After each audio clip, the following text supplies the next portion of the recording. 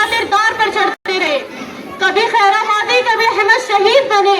یہ تھے وہ مرد حق جو وطن کی امید بنے. کسی نے فتویٰ دیا, کسی نے میدان سنبھالا, مسلمانوں نے خرمخواص پہ جھنڈا اٹھا ڈالا.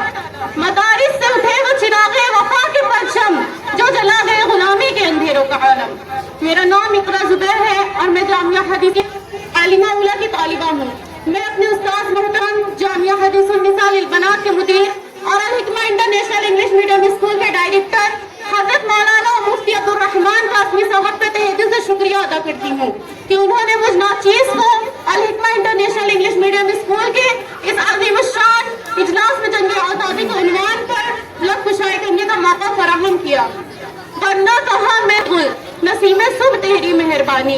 محترم صدر مجلس, معزز اساتذہ اکرام اور میرے بھائیوں اور بہنوں, آج ہم جس آزادی کی فضا میں سانس لے رہے ہیں یہ ہمیں یوں ہی نہیں ملی بلکہ اس کے پیچھے لاکھوں قربانیوں کی ایک طویل داستان ہے. ہندوستان کی آزادی کی تاریخ کے سنہرے اوراق جب ہم پلٹتے ہیں تو ایک حقیقت سامنے آتی ہے کہ اس وطن کو آزادی دلانے میں علماء اکرام اور مسلمانوں کا کردار سب سے نمایاں عظیم الشان رہے ہیں. محترم حضرات, یہ وہ وقت تھا جب انگریز اپنی چالاکی اور ظلم و جبر کے ساتھ پورے ملک پر قابض ہو چکے تھے. عوام غلامی کی زنجیروں میں جکڑی تھی. ایسے میں سب سے پہلے اور زبردست آواز علماء کرام نے بلند کی. شاہ عبدالعزیز محدث دہلوی رحمۃ اللہ نے 1803 عیسوی میں ہی فتویٰ دے دیا تھا ہندوستان دارالحرب ہو چکا ہے, انگریز کے خلاف جہاد فرض ہے. یہ فتویٰ تحریک آزادی کی بنیاد بنا. 1857 عیسوی میں جب بغاوت کی چنگاری پھٹکی, علماء اکرام صف اول میں مولانا فضل حق خیرآبادی اور مولانا احمد اللہ شاہ مدراسی اور مولانا لیاقت علی اور حافظ محمد زکریا جیسے ہزاروں علماء نے اپنی جانوں کا نذرانہ پیش کیا. معزز حاضرین, جلسہ صرف علماء ہی نہیں بلکہ عام مسلمان بھی میدان جنگ میں ڈٹ گئے.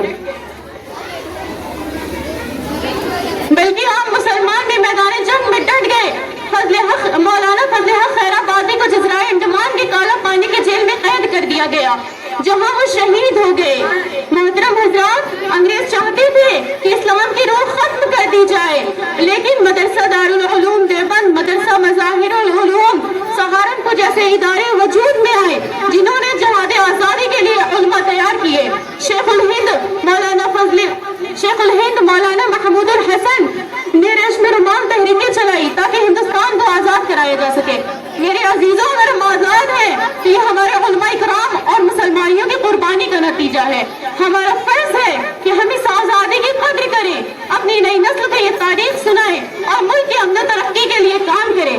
آئیے ہم عہد کرتے ہیں کہ ہم اس ملک کی امن و ترقی اور حفاظت کے لیے ہمیشہ تیار رہیں گے, اپنے وطن کی ترقی اور خوشحالی کے لیے ہمیشہ کوشاں رہیں گے تاکہ ہمارے بزرگوں کی قربانیاں رائیگاں نہ جائیں.